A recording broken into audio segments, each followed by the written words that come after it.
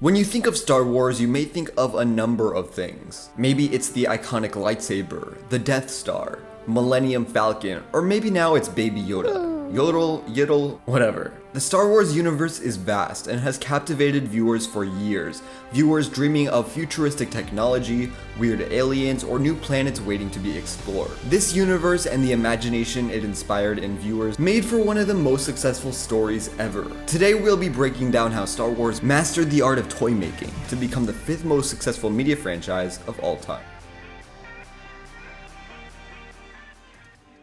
In 1973, filmmaker George Lucas set out to produce a space adventure based around his love for Flash Gordon and 1940s sci-fi hits. This idea became Star Wars, a fresh take on the space opera genre. There was a problem, however. Finding business partners was difficult. After eventually teaming up with 20th Century Fox for distribution, Lucas would make a negotiation eventually worth billions. George would give up a sizable directorial salary, around $500,000, in exchange for merchandising rights to the film. Fox, unsure about how Star Wars would perform, would rather save on director's fees than maintain all rights to the film, a move that would quickly come back to bite them. With just 6 months leading up to the film's release, Lucas jumped into action to find a manufacturer for his first line of toys.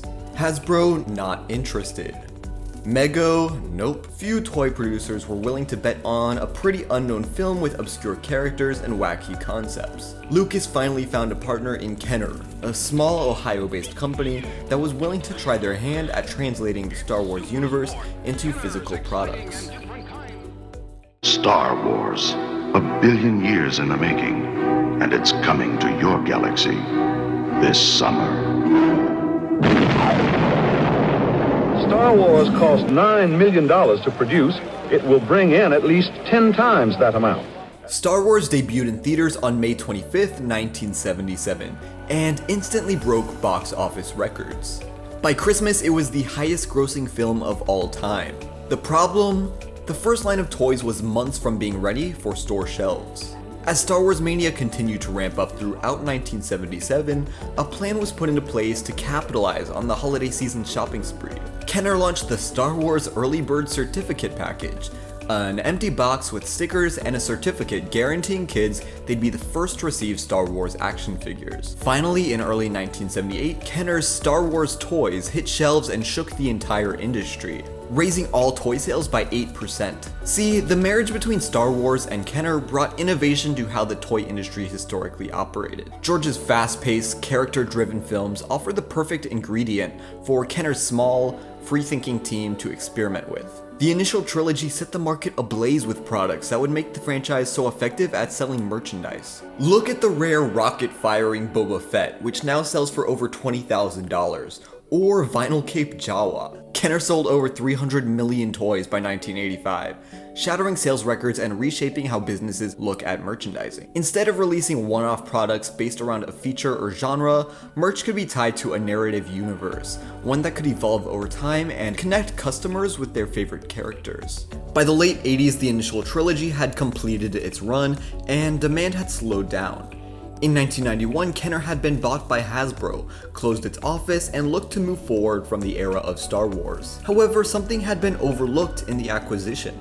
See, the Star Wars merchandising deal had a stipulation, a guarantee that Kenner would earn at least $10,000 a year, a check they'd have to pay Lucas even if sales were non-existent. Hasbro forgot to pay up, and as a result, the contract expired, giving Lucas full reign over merchandising rights going forward. The very next year, he'd announced the prequel trilogy, allowing George to renegotiate a deal with Hasbro, one where he'd receive an 18% base royalty and an ownership stake in Hasbro itself, a stake that would eventually be worth well over $200 million. I am proud to announce the Walt Disney Company is acquiring Lucasfilm, the global entertainment company founded by George Lucas and the home of the legendary Star Wars franchise.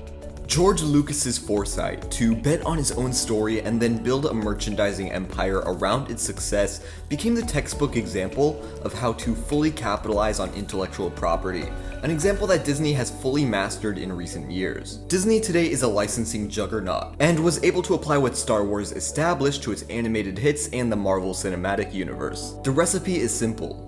Creative product design, great storytelling, and effective marketing can take a 2-hour film and turn it into a universe of products, shows, and experiences. Hey guys, thanks again for watching. If you enjoyed this, be sure to subscribe and hit that like button. It really helps me out and lets me know you guys want to see more of these. Be sure to let me know in the comments down below what types of videos you'd like to see next.